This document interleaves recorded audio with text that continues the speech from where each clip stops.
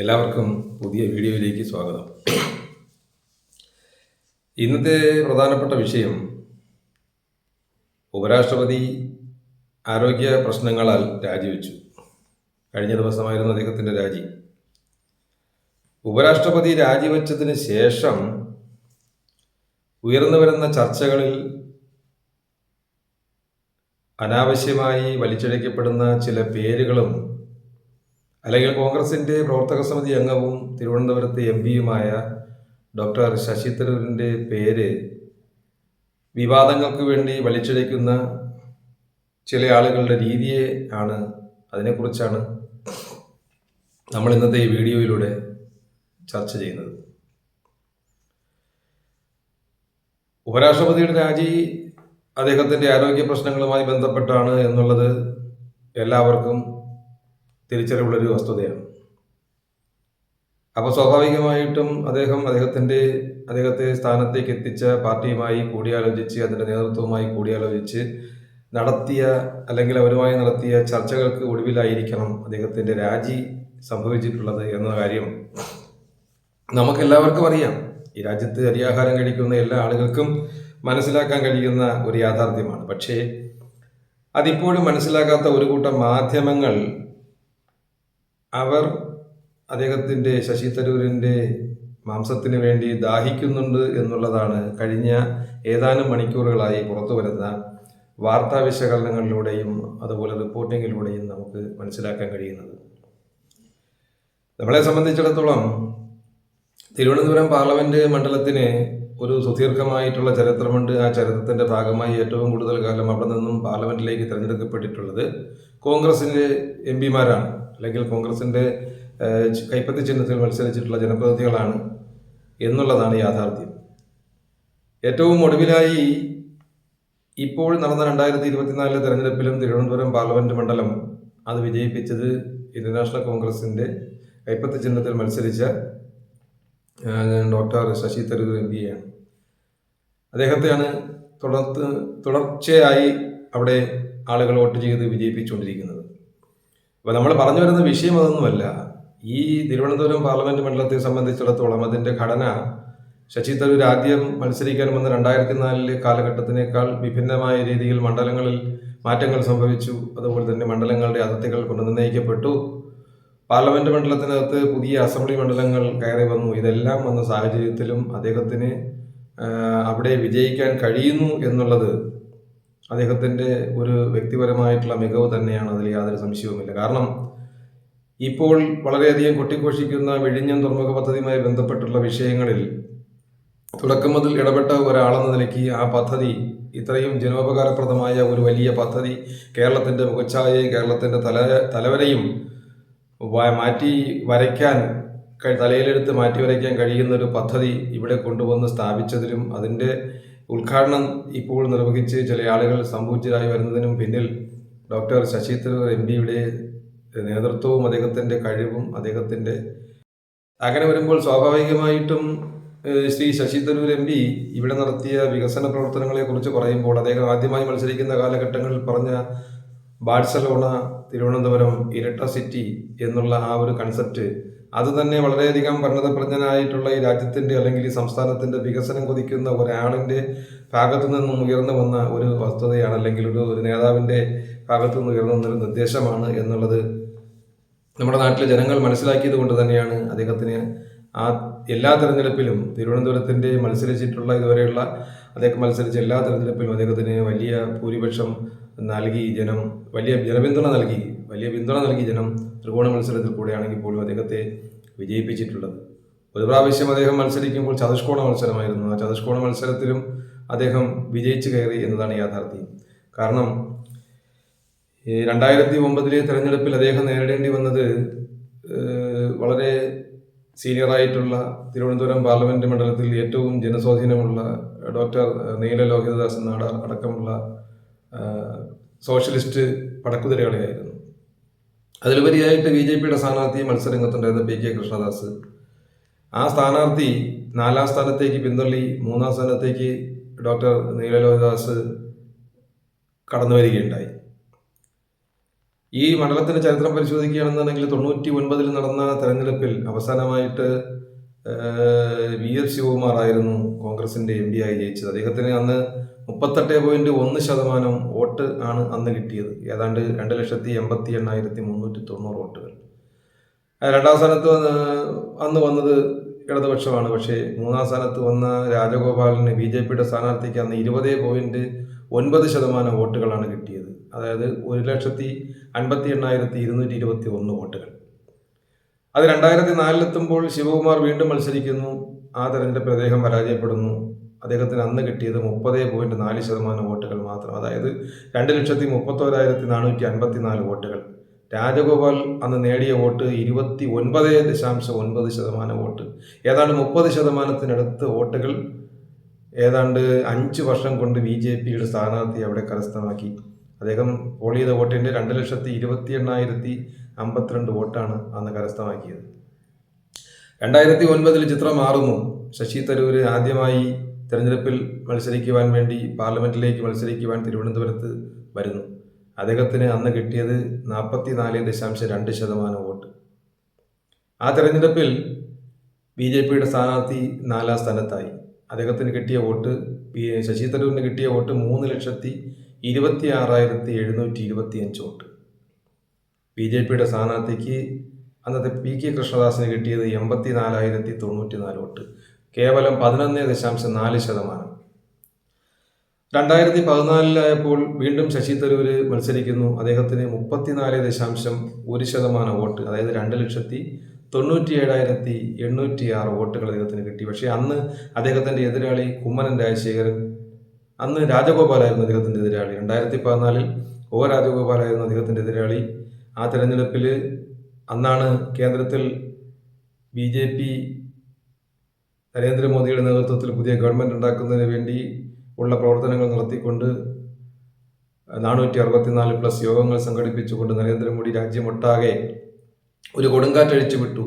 ആ കൊടുങ്കാറ്റിന്റെ ഭാഗമായി രാജഗോപാലിൽ നിന്ന് കരസ്ഥമാക്കാൻ കഴിഞ്ഞത് 32.3% വോട്ടുകളായിരുന്നു.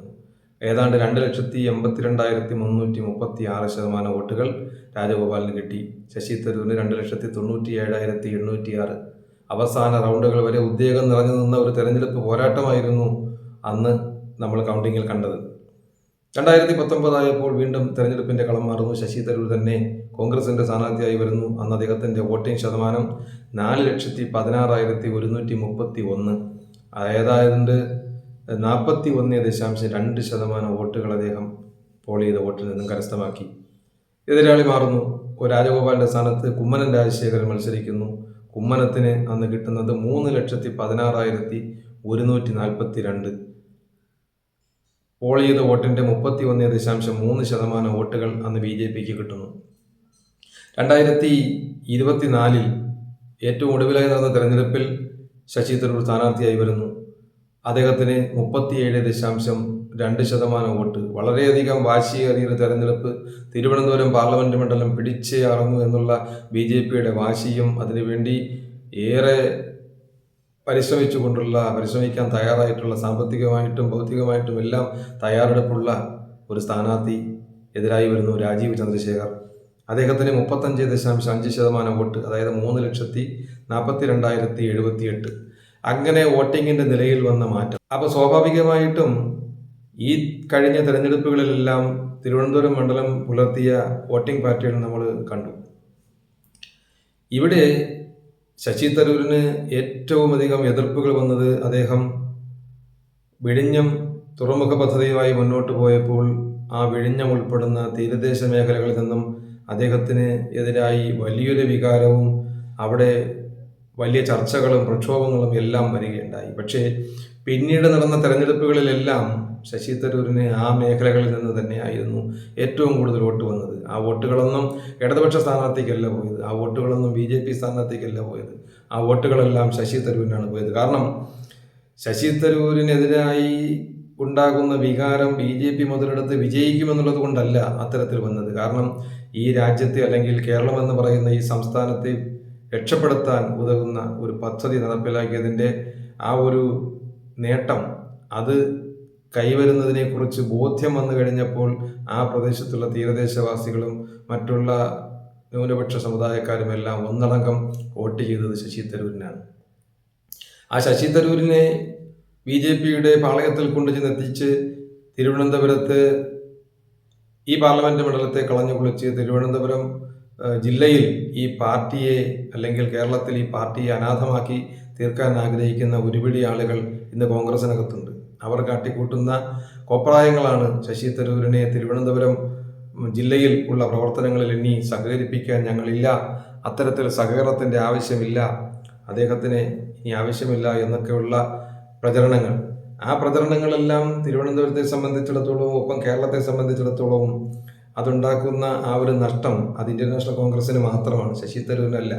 ശശി തരൂർ എന്ന് പറയുന്ന ഒരു പാർലമെന്റേറിയനോ അല്ലെന്നുണ്ടെങ്കിൽ ശശി തരൂർ എന്ന് പറയുന്ന ഒരു പണ്ഡിതനോ അല്ലെങ്കിൽ ഒരു പരിണതപ്രജ്ഞനായ ഒരു വ്യക്തിക്കോ ഇതൊന്നും ഒരു നഷ്ടവും ഉണ്ടാക്കില്ല. പക്ഷേ നമ്മളൊരു കാര്യം മനസ്സിലാക്കണം, പറയേണ്ട കാര്യങ്ങൾ മുഖത്ത് നോക്കി പറഞ്ഞുകൊണ്ട് ഈ സമൂഹത്തിൻ്റെ മുന്നിൽ ഒരു നിലവാരം സൃഷ്ടിച്ചിട്ടുള്ള ശശി തരൂർ അദ്ദേഹം എന്താണ് മുഖ്യമന്ത്രി സ്ഥാനാർത്ഥി പ്രഖ്യാപനത്തെക്കുറിച്ച് അദ്ദേഹം നടത്തിയ ചർച്ച 28% പിന്തുണ അദ്ദേഹത്തിനുണ്ട് എന്നൊരു സർവേ കണ്ടെത്തിയതായി അദ്ദേഹം പറയുന്നു എന്നുള്ള രീതിയിൽ പുറത്തു വന്ന വാർത്ത. ആ സർവേയുടെ മുഴുവൻ ഡീറ്റെയിൽസ് നമ്മുടെ ആളുകൾ പരിശോധിച്ചിട്ടുണ്ടോ? അത് നോക്കണം. കാരണം അതിനകത്ത് പറയുന്നത് കേരളത്തിൻ്റെ മുഖ്യമന്ത്രിക്ക് 12% അല്ലെങ്കിൽ 13% പിന്തുണയേ ഉള്ളൂ. അല്ലെങ്കിൽ ശശി തരൂരിനേക്കാൾ പകുതി ആളുകൾ ശശി തരൂരിനെ പിന്തുണയ്ക്കുന്ന ശതമാനത്തിൻ്റെ പകുതിക്ക് താഴെയാണ് അദ്ദേഹത്തിൻ്റെ ജനപിന്തുണ എന്ന് പറയുമ്പോൾ സ്വാഭാവികമായിട്ടും നമ്മൾ ചിന്തിക്കേണ്ടത് എന്താണ്? കേരളം ഭരിക്കുന്ന ഇടതുപക്ഷ ജനാധിപത്യ മുന്നണിയുടെ ഗവൺമെൻറ് അത് ജനങ്ങളിൽ നിന്നും ഒരുപാട് അകലെ പോയിരിക്കുന്നു. ഇനിയൊരു തിരിച്ചു വരാൻ കഴിയാത്ത രീതിയിൽ ജനങ്ങളുടെ ജനവികാരം ആ ഗവൺമെൻറ്റിനെതിരായിരിക്കുന്നു എന്നല്ലേ മനസ്സിലാക്കേണ്ടത്. പക്ഷേ ഇവിടെ കോൺഗ്രസിൻ്റെ കുറേ ആളുകൾ ചിന്തിച്ചത് ശശി തരൂർ മുഖ്യമന്ത്രിയാകാൻ വേണ്ടി ഉണ്ടാക്കിയ ഒരു സർവേ ആണെന്നുള്ള പ്രചരണം കോൺഗ്രസിൻ്റെ ആളുകൾ തന്നെ ഏറ്റെടുക്കുന്നൊരു സാഹചര്യം ഉണ്ടായി. നമുക്കറിയാം CPM-ൽ നിന്നും KK ശൈലജയ്ക്കുള്ള പിന്തുണയേക്കാളും വളരെ കുറവാണ് പിണറായി വിജയൻ്റെ പിന്തുണ എന്ന് പറയാൻ ആ ഒരു സർവേ തയ്യാറാവുന്നു. അപ്പോൾ 22% പിന്തുണ ശൈലജയ്ക്കുണ്ടെന്ന് പറയുന്ന സർവേ എങ്ങനെയാണ് ശശി തരൂർ ഇടപെട്ട് നടത്തുന്ന സർവേ ആകുന്നത്? നമുക്കറിയാം കേരളത്തിൽ കോൺഗ്രസിനകത്ത് ഉള്ള പാർട്ടി വിഭാഗത്തിലുള്ള ആളുകളെ സംബന്ധിച്ചിടത്തോളം മറ്റു പല വ്യക്തികളും പ്രമുഖരായി തോന്നുമായിരിക്കാം. പക്ഷേ പൊതുജനങ്ങളുടെ മുന്നിൽ അല്ലെങ്കിൽ പൊതുസമൂഹത്തിൻ്റെ മുന്നിൽ സ്വീകാര്യരായി എത്തുന്ന ആളുകളെ കുറിച്ച് നോക്കുമ്പോൾ അത്തരം ആളുകളിൽ ശശി തരൂരിൻ്റെ സ്ഥാനം വളരെ ഉയരത്തിലാണ് എന്നതാണ് യാഥാർത്ഥ്യം. അത് ആരെങ്കിലും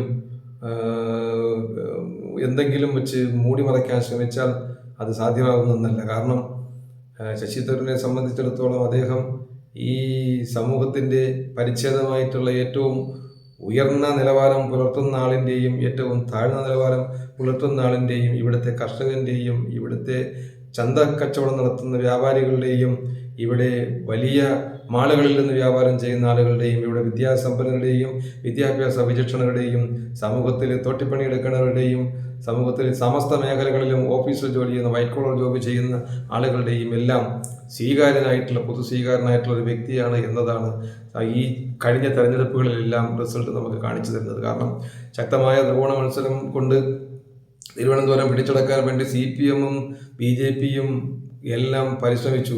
ആ പരിശ്രമങ്ങളെല്ലാം പാടെ തകർത്തുകൊണ്ടാണ് ശശി തരൂർ 3 പ്രാവശ്യവും തിരുവനന്തപുരത്ത് നിന്ന് തിരഞ്ഞെടുത്തിട്ടുള്ളത്.